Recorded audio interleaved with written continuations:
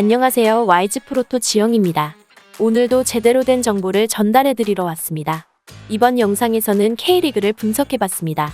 경기 분석에 앞서서 국내 최대 정보 공유방을 무료로 초대해드리고 있습니다. 자세한 내용은 고정 댓글을 참고해주시면 감사하겠습니다. 첫 번째 경기는 8월 18일 19시에 시작하는 인천 유나이티드와 성남FC의 경기입니다. 우선 인천 유나이티드는 직전 광주전서 0대1로 패했습니다.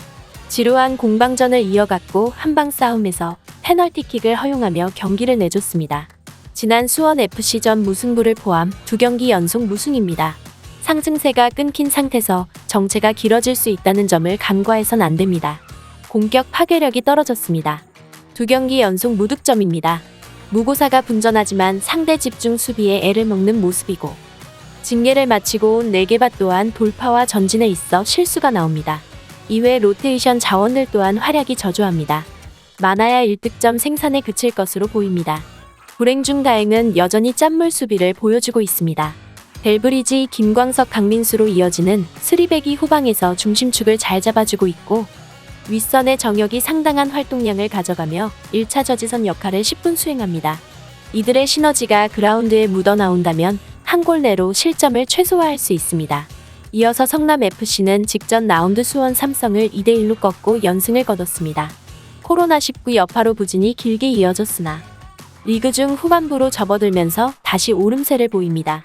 전력은 근소 열세를 보이지만 흐름 싸움에선 밀릴 것이 없습니다. 선전 가능성은 높은 편입니다. 인천과 마찬가지로 수비가 탄탄합니다.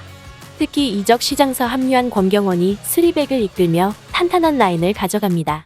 활동량이 많은 편은 아니지만 확실한 리딩으로 안정감을 더하고 1대1 마킹에서 뚫리는 법이 없습니다. 수비수로 내려와 플레이하는 이종성 또한 실수를 줄이며 자신의 강점인 빌드업을 준수하게 수행합니다. 상대 강공에 일방적으로 무너질 경기가 아닙니다. 다만 공격이 답답합니다. 주 득점원인 뮬리치를 제외하고 골을 터뜨릴 선수가 제한적입니다. 상대 수비가 작정하고 뮬리치를 압박할 경우 그가 내려와서 플레이해야 합니다. 체력적인 부담과 더불어 재활약이 쉽게 나오지 않습니다.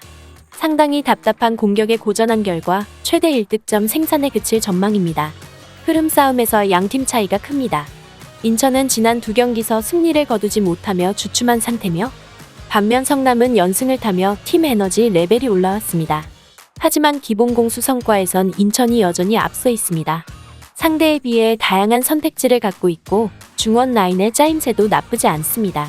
반면 성남은 수비적 역량은 상당하지만 공격 지역서 한정적인 패턴 활용이 아쉽습니다. 실점 최소화를 통한 저항에 초점을 둡니다. 무승부 또는 2.5점 기준 언더를 예상하는 쪽이 옳습니다. 두 번째 경기는 8월 18일 19시 30분에 시작하는 FC서울과 제주 유나이티드의 경기입니다. 우선 FC서울은 직전 라운드 전북전서 2대3으로 패했습니다. 3경기 연속 무패 행진이 깨진 것은 아쉽지만 리그 상위권인 전북을 상대로 한 점 차 석패는 나쁘지 않은 결과입니다. 이번 라운드서 반등 가능성은 충분합니다. 수비 안정감이 올라갔습니다. 앞선 무패 행진 기간 전북 클린시트를 따냈을 정도로 후방이 탄탄합니다.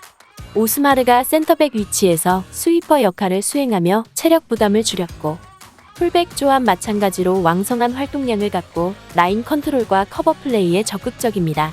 여름 이적 시장서 팀에 합류한 여름 또한 탄탄한 신체 조건을 앞세워 1차 저지선 역할을 10분 수행합니다. 많아야 1실점 허용에 그칠 전망입니다. 다만 공격 기복이 큽니다.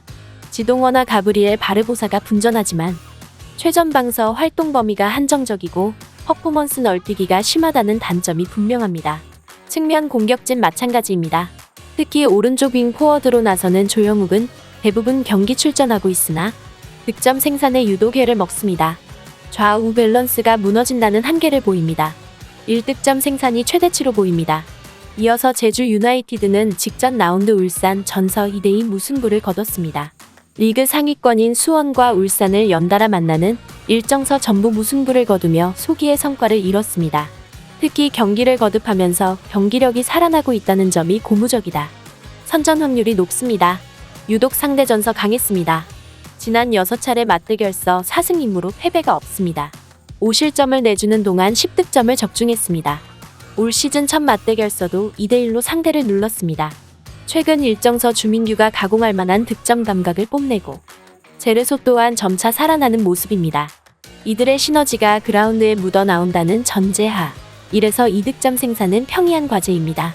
그러나 경기를 잘 펼치고도 무너지는 수비가 걸림돌입니다.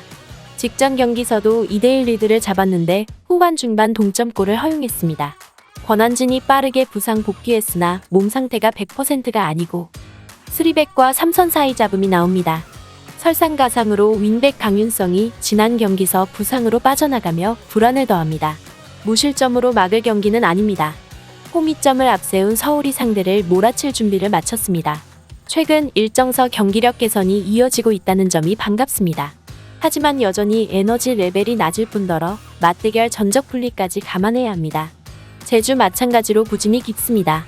경기력은 상당히 올라왔으나 아직 결과를 내기엔 공수양면서 불안이 존재합니다. 무승부 또는 2.5점 기준 언더를 예상하는 쪽이 옳습니다. 이번 영상에서는 K리그를 분석해봤습니다. 오늘 영상이 좋은 참고자료가 되셨길 바랍니다. 또 국내 최대 정보 공유방이 있으니 고정 댓글 참고해주시면 감사하겠습니다. 저는 와이즈 프로토의 지영이었습니다. 구독과 좋아요 알람 설정 꼭 눌러주세요.